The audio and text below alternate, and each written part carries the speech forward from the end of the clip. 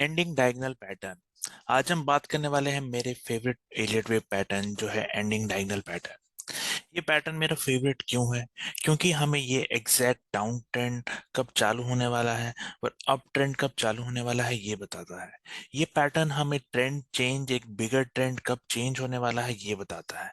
तो आज हम बात करेंगे इसकी डिटेल में और एक एग्जांपल भी आपके साथ शेयर करेंगे।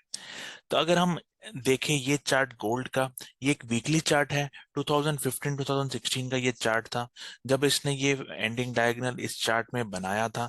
और इस चार्ट में जब ये पैटर्न बना, यहाँ से ये अराउंड डबल हो चुका है। जो आज का प्राइस है वो $2000 के ऊपर है। और यहाँ से ये पैटर्न बनने के बाद ये गोल्ड डबल हो चुका है। तो इसकी क्या खास बात है वो आज हम जानेंगे। इसलिए आज हम पैटर्न जो डिस्कस करने वाले हैं एंडिंग डायगोनल, हम इसके इम्पोर्टेंट जो आपके रूल्स है वो डिस्कस कर लेंगे। इसकी बात करेंगे कि ये कहाँ पे बनता है, वेव के एनालिसिस के अकॉर्डिंग किस लोकेशन पे ये बनता है। और हम गोल्ड का केस स्टडी करेंगे इसमें। और फिर हम बात करेंगे कि इसको आप ट्रेड कैसे कर सकते हैं। तो लेट्स गेट स्टार्टेड। आगे बढ़ने से पहले अगर आपको ये वीडियो पसंद आ रहा है, कुछ ये कंटेंट आपको कुछ यूजफुल लग रहा है, तो हमारे पास इस तरह के और भी कंटेंट अवेलेबल है। हमारे ऑलरेडी एलियट वेव थ्योरी का कोर्स बनाया है और बहुत सारे अलग अलग तरह के वीडियोस अवेलेबल है जिसे आप देख सकते हैं। तो इस पैटर्न के जो रूल्स है वो एक बार डिस्कस कर लेते हैं। जैसे हमें पता है ये पैटर्न दोनों अप ट्रेंड और डाउन ट्रेंड में बनता है, ये एक इम्पोर्टेंट चीज है। और इसका जो रूल्स है वो क्या है कि ये एक जो भी एंडिंग वेव होती है जैसे वेव 5, वेव 6, ये उसमें बनता है। जैसे अगर ये डाउन ट्रेंड है तो आप ये एक इम्पल्स पैटर्न होता है एंडिंग डायगोनल। तो अगर डाउन ट्रेंड, ट्रेंड डाउन है, इसका मतलब इम्पल्स डाउन साइड है। इसलिए आप देख सकते हैं ये आपको डाउन साइड की ओर वेव्स जाती हुई दिख रही है। अब ये हमारी फिफ्थ वेव है। अब फिफ्थ वेव में जैसे आप फिफ्थ वेव के इंटरनल्स को देखें तो 1 2 3 4 5 है। और यहाँ पे आप इंपॉर्टेंट पॉइंट जो है कि वो है वेव 3 कैनॉट बी शॉर्टेस्ट और wave 1 and 4 overlap in price. अब यहाँ पे आप देख सकते हैं जो ये वेव 1 है और ये वेव 4 है, ये एक दूसरे को इंटरसेक्ट करते हैं।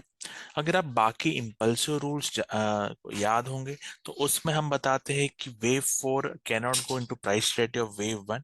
बट जो डायगोनल पैटर्न्स होते हैं उसमें ये रूल एप्लीकेबल नहीं है। और यही इसको एक इम्पल्स, नॉर्मल इम्पल्स से डिफरेंशिएट करता है, क्योंकि यहाँ पे wave 4 price rate of wave 1 जाती है। और यहाँ पे जो बाकी रूल है जैसे wave 3 can not be shortest, यहाँ पे आप देख सकते हैं wave 1 is usually the longest. ये कोई रूल नहीं है बट गाइडलाइन है। और यहाँ पे अगर आप वेव 1 लार्जेस्ट लेंगे, वेव 3 है वो शॉर्टेस्ट नहीं हो सकती, इसका मतलब वेव 5 से बड़ी होनी चाहिए अगर वेव 1 लॉन्गेस्ट है। मतलब इसका क्या मतलब है कि वेव 3 शॉर्टेस्ट नहीं होनी चाहिए आउट ऑफ 1 3 एंड 5। और यहाँ पे एक और रूल है जो ये है कि ये भी रूल नहीं है, गाइडलाइन ही है।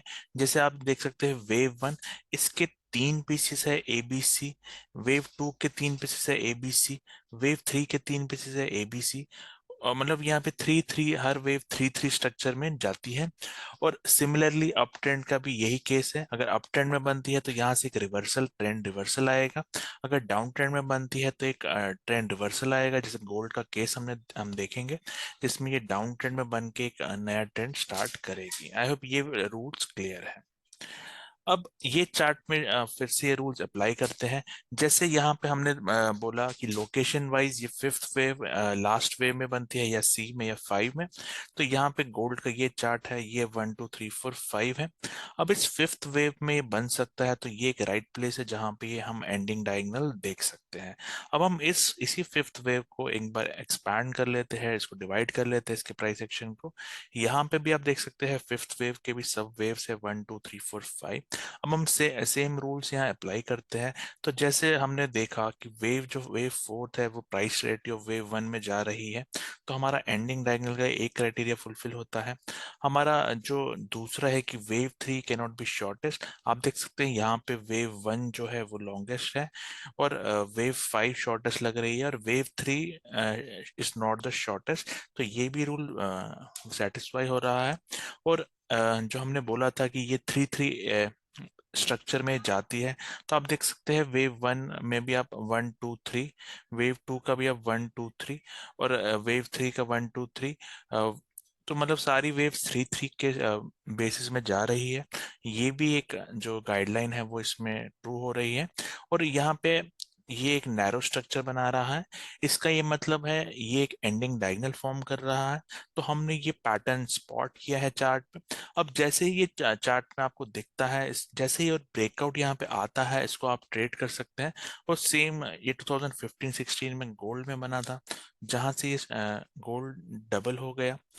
अब यहाँ पे भी हमने जैसे बताया कि आप इसको ब्रेकआउट पे ट्रेड कर सकते हैं। तो इसके बाद भी ऐसा नहीं है कि वन वे प्राइस ऊपर चली जाती है। आपको जैसे ये ट्रेंड चालू होता है उसमें कुछ कंसोलिडेशंस आती है, जैसे ये करेक्टिव पैटर्न है। ये जो डाउन ट्रेंड आ रहा था उसमें भी कुछ करेक्टिव पैटर्न है। अगर आपको ये करेक्टिव पैटर्न पता है तो आप कमेंट में लिख के बताइए कि ये कौन सा करेक्टिव पैटर्न है। ये जो 2 है वो एबीसी पैटर्न कौन सा है, यहाँ पे जो वेव 4 में एबीसी पैटर्न है ये कौन सा है। और ये कोई फ्लैट्स का पैटर्न है जो हमने ऑलरेडी डिस्कस किया है। यहाँ पे भी आपको देख सकते हैं ये जो पैटर्न है ये प्राइस रेट ऑफ ए को ब्रीच कर रहा है, but on the down side ये नीचे नहीं आ रहा। तो ये एक रनिंग फ्लैट बन गया और यहाँ से एक इम्पल्स लगी है, फिर एक फ्लैट करेक्शन है और फिर से आपको एक नया ट्रेंड अपसाइड जाता हुआ दिखा हुआ। तो ये था एंडिंग डायगोनल पैटर्न। ये एक बुलिश पैटर्न, इस केस में हमने देखा कि ये एक बुलिश पैटर्न है। सिमिलरली ये अप ट्रेंड में बन सकता है जहां पे एक रिवर्सल आ जाएगा। और अगर आपको एज ए होमवर्क देखना है तो आपको देखना है कि कौन सा ऐसा स्टॉक था जहां पे ये पैटर्न बना है। ये जब फार्मा स्टॉक्स में डाउन ट्रेंड आया था वहां पे भी ये पैटर्न बना था।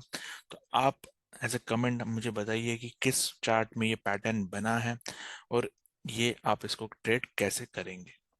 अब ये वीडियो आपको पसंद आया, वीडियो को लाइक करते रहे, चैनल को सब्सक्राइब करें। कोई डाउट है तो जैसे कमेंट डाल सकते हैं। Thank you and have a nice